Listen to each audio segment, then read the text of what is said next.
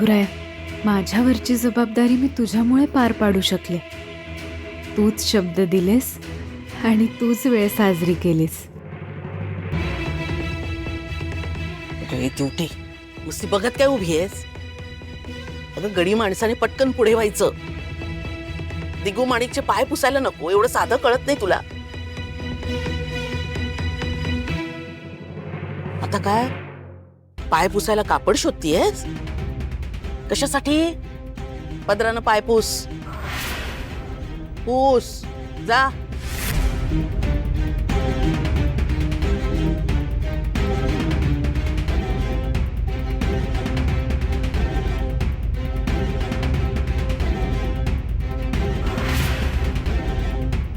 नीट नीट पुस.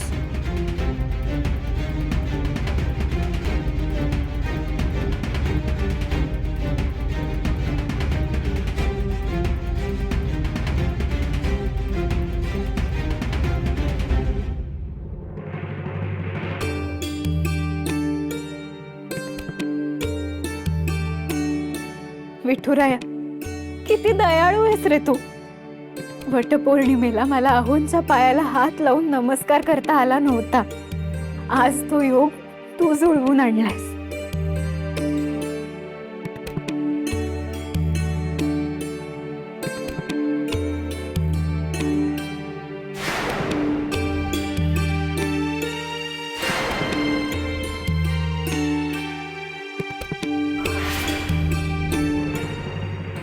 काय गे तुळसा, आता काय पायाशी घर बांधतेस का? उठ, सरक मागे.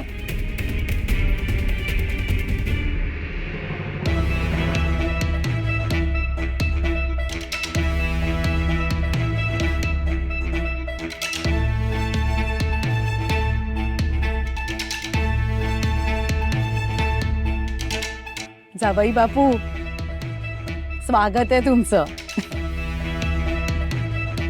या आत या. या चला.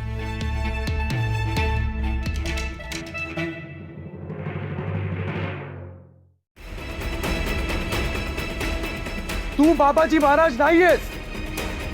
धूर्त, लबाड, राक्षस आहेस, राक्षस. या जिगरोबाच्या नावावर स्वतःच्या पोटाची खळगी भरणारा लबाड लांडगा आहेस तू. आणि तुझ्यासारख्या लबाडाला सखूवहिनी शरण आल्या नाहीस म्हणून त्यांना छळतोयस ना. मी तुझा निषेध करतो.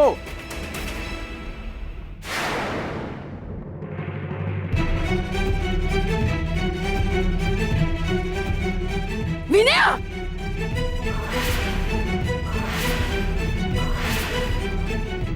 काय रे? हा, काय मूर्खपणा करतोयस? हा, खुणा झालायस का तू? चल चल आधी परत जरा चल. अगं मला आधी याला बघू दे. या लबाड लांडग्याला मी सोडणार नाही. अगं सोड. चल बोले ना. अगं चल बोले ना. अगं मनोरमाबाई, तुमच्याबद्दल आमच्या मनात राग असू शकत नाही हे तुम्हीही जाणता, मलाही माहिती आहे. पण काय आहे ना, एका लाडक्या लेकीचा बाप म्हणून माझ्या मनात उमटलेली खंत कुठे लपवू मी? मी हेच सांगत होते त्यांना. अहो, इतकी वर्ष आम्ही ह्या दिवसाकडे अगदी डोळे लावून बसलो होतो. आमच्या एकुलत्या एका लाडक्या लेकीच्या लग्नाचं केवढं कोडकौतुक होतं आम्हाला. केवढी स्वप्न होती अहो आमची. अंबिकाताई, अहो आता गुरु झिंगरोबानीच सुबक गाठ बांधली म्हटल्यावर आपल्या स्वप्नांना काही अर्थच उरत नाही. आणि आज जे काही झालंय ते अखेर तुमच्या आणि माणिकच्या मनासारखंच झालंय ना. मग झालं तर ठीक आहे, जाऊ दे. जे झालं ते झालं. बघा, ह्यालाच तर म्हणतात मोठेपणा. हीच तुमच्या घराण्याची खासियत आहे. हो नाही हो, मोठेपणा कसला आलाय? लहान असो अथवा मोठा, या जगात मुलीचा बाप मुलीचा बापच असतो. तुम्ही जर आम्हाला काही पूर्वसूचना दिली असती तर सुभेदार म्हणून अख्ख्या पंचक्रोशीत कोणाच्या बापाला जमलं नसेल असा लग्नाचा सोहळा साजरा केला असता. आपल्या या मुलांच्या लग्नाचा डंका वाजला असता अख्ख्या मुलखात.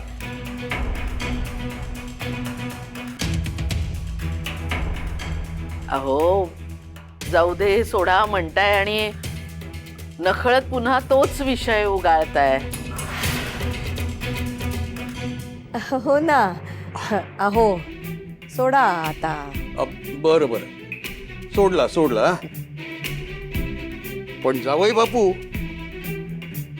मला एक सांगा, आमच्या माणिकवरती तुमचं एवढं अथांग प्रेम होतं, तर मग एकदा तरी ते उघड करून दाखवायचं ना. हो ना.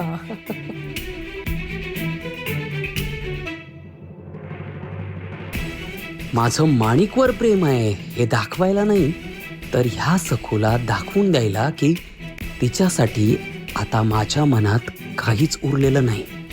त्यासाठीच तर हा लग्नाचा घाट घातलाय मी.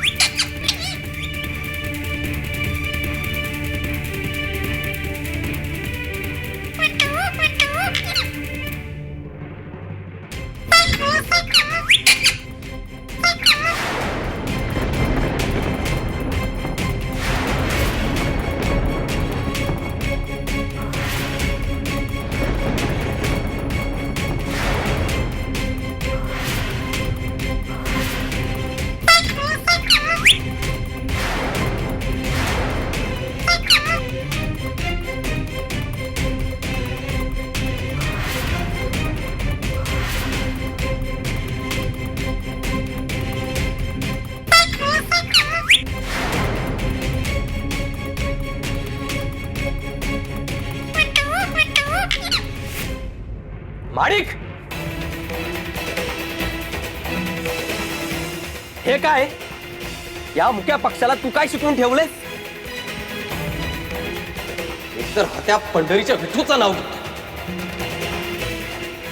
आणि वरून त्या कुलक्षणी अवदसेच्या नावाने का ओरडतोय?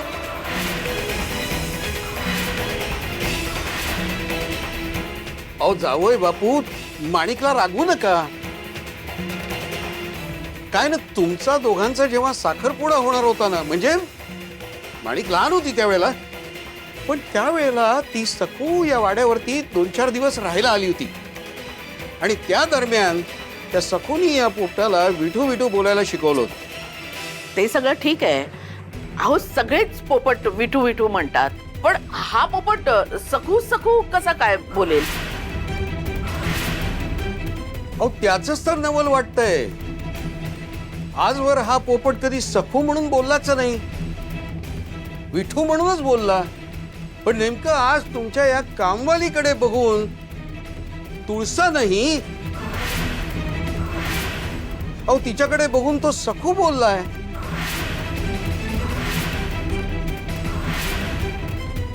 अहो काहीतरीच काय. आमच्या घरच्या कामवालीला म्हणजे या तुळसाला तो कसा काय सखू बोलेल? अगं नाही गजाना, ती सखू नाही. आता मला सांग, ती सखू असती तर दिगूशेठ सखू समोर असं वागले असते होय? नाही, ती सखू नाही, ती तुळसाच असेल. अगं नाही, म्हणजे तसं बी दिगूशेठ सखूचा राग रागच करतात नाही का? मग सखूची जिरवायला तिच्या समोर लगीन केला असेल तर? अगं नाही ग, दिगूशेठ वेगळा माणूस आहे. नाही, ती वरवर कसे बी वागले ना तरी त्यांच्या मनात माया असती. मला नाही वाटत ही सखू असेल. काय ग?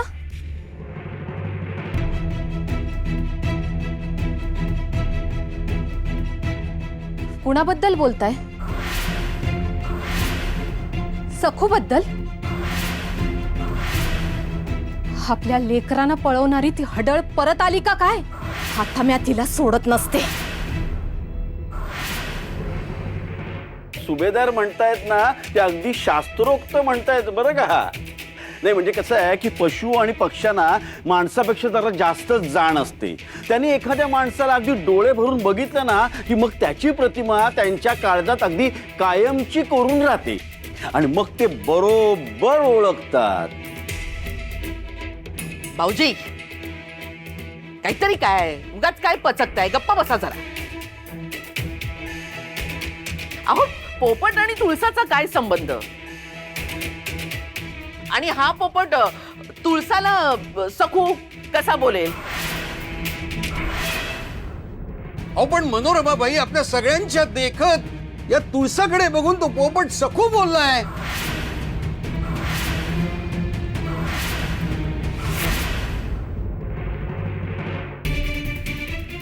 तुळसा, काय झालं?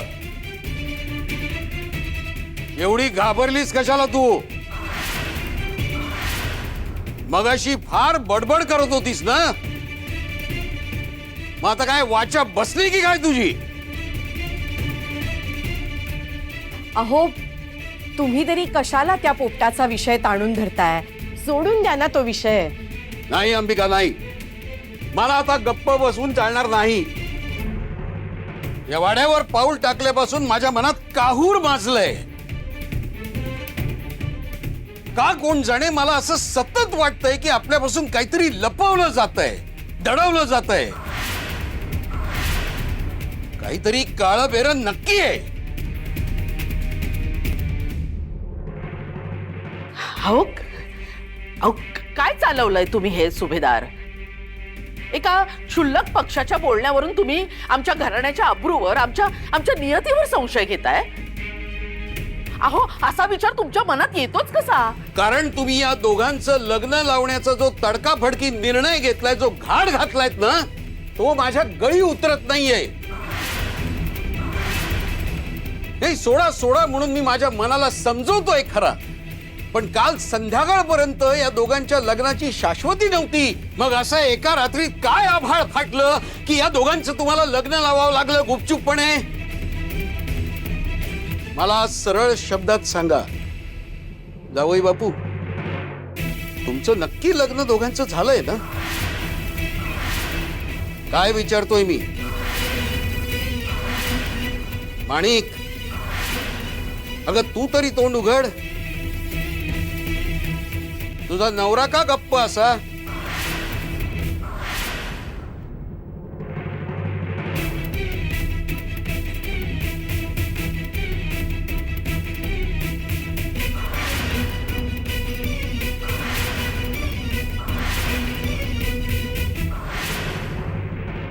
मामा, रमाई म्हणते की बाबाजी महाराजच आपले देव आहेत.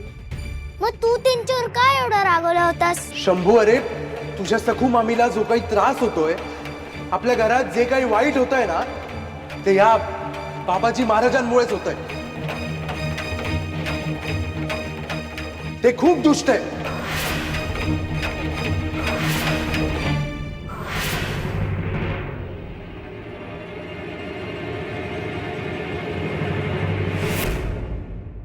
कोण आहेस तू?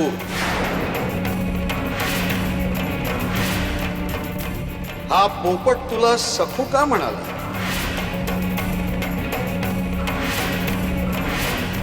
तू नक्की तुळसा आहेस की सखू आहेस?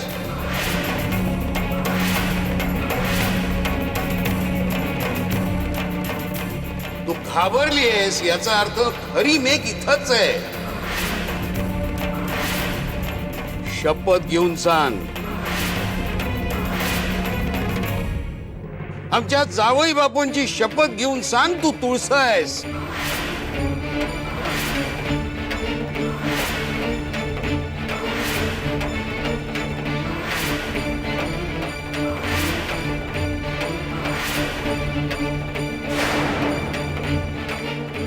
घे ना शपथ.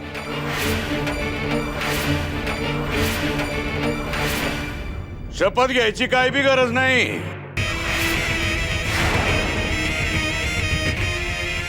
बाबाजी हाच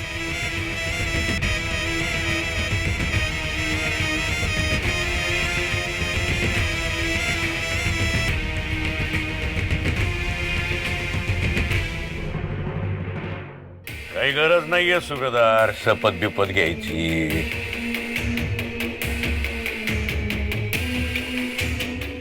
तुम्हाला जाणून घ्यायचंय का ही पोरगी कोण आहे ते? हा? मी सांगू सांगू ही पोरगी सखू आहे.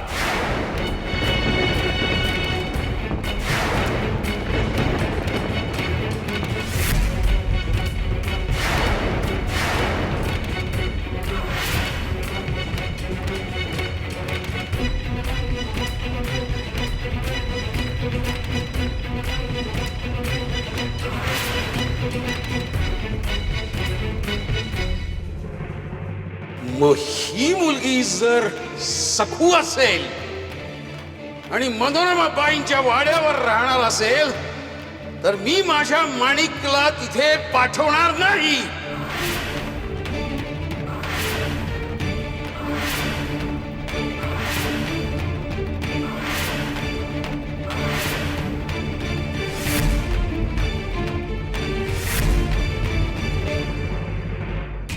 ये सुभेदार, तू कशाला शिरात आणून एवढा माज करतोय? दम धर जरा. आधी या पोरीला बाहेर काढ इथून. ए जा बाहेर. ओसरीवर जाऊन थांब. जा.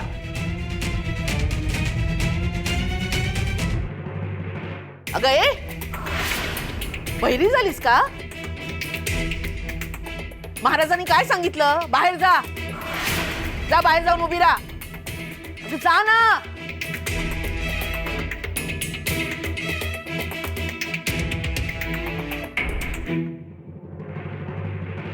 करे सुभेदार, कोण समजतोस तू स्वतःला?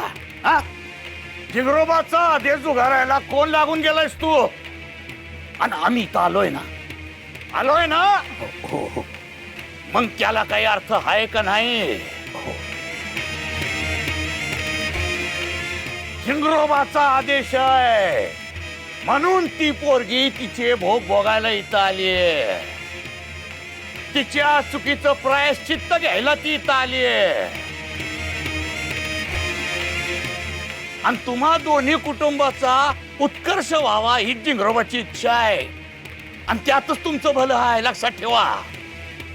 आता तुमचा जर माझ्यावर विश्वास बसत नसेल तर मग तुम्हाला काय करायचंय ते करा. नंतर काही विपरीत घडल्यानंतर माझे पाय धरायला तर आमच्याकडे बोंबला देऊ नका. चल बाहेर या. बाबाजी महाराज,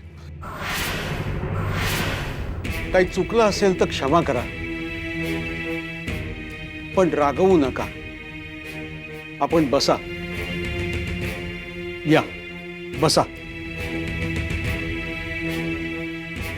बसा.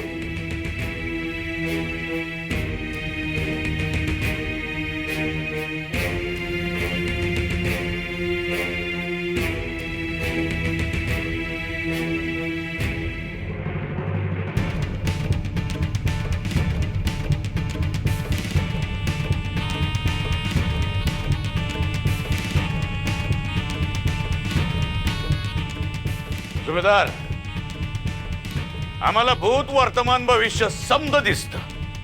नुसती जमीनच नाही, आकाश पाताळ समद आम्ही बघू शकतो आमच्या नजरेनं. तेव्हा आम्ही जे सांगतोय ते खोडून नाही काढायचं. आणि हा, सकू आली म्हणून गावभर बोंबलत नाही फिरायचं. त्याचे परिणाम भयंकर होतील. आम्ही आदेश दिल्या बिगर या कानाची त्या कानाला खबर लागता कामा नये. काही सकू आहे, ही पोरगी सकू परत आलीये, कळलं? आणि आमच्या चिमटीत सकूचा जीव आहे एवढं ध्यानात ठेवा.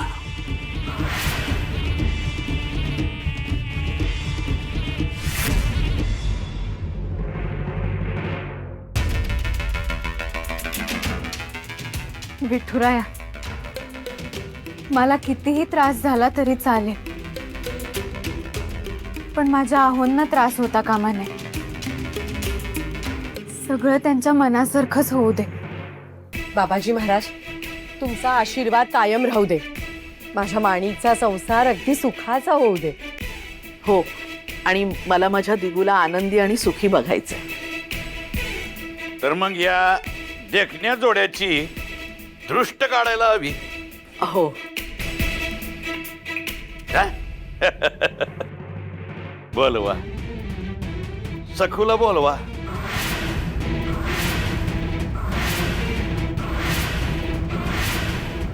सखूच्या हातून दृष्ट काढायचे? अहो, पण तिला तर माणिक कधी सुखी होऊ नये असंच वाटत असणार ना. होय, तर चौथीच्या नशिबात कायमचं दुःख येऊ दे असाच ती विचार करणार ना. अरे जिची नजर लागेल तिच्या हातूनच दृष्ट काढली जाते ना. हा काय? अरे कशाला स्वतःची अक्कल पाजळताय? मी सांगतोय ते करा ना. मनोरमे, बोलव तिला. हो. आणि अंबिका, तू मीठ मोहरी मिरच्या आण, जा जा लवकर. हो.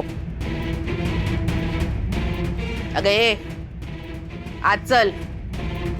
नव्या जोडप्याची दृष्ट काढायची आहे तुला. चांगल्या मनानं दृष्ट काढ. काय? चल चल ये.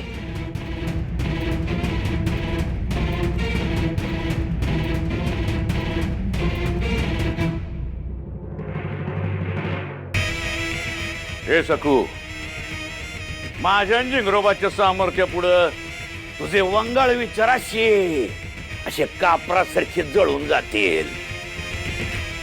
तेव्हा आम्ही जसं बोलतोय तसं बोलून या दोघांची बी दृष्ट काढ.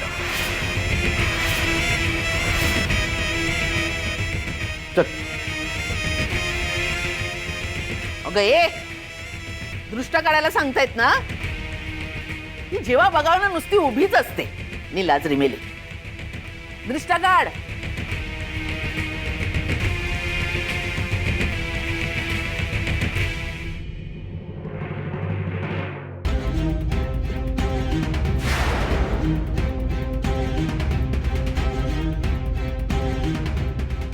आता म्हणायचं आल्या गेल्यांची, आल्या गेल्याची, भूताप्रेतांची, भूताखेताची, शेजाऱ्या पाजाऱ्यांची, शेजाऱ्या पाजाऱ्यांची, मुंजा हडळीची, मुंजा हडळीची, आणि माझ्या म्हणजे सखूच्या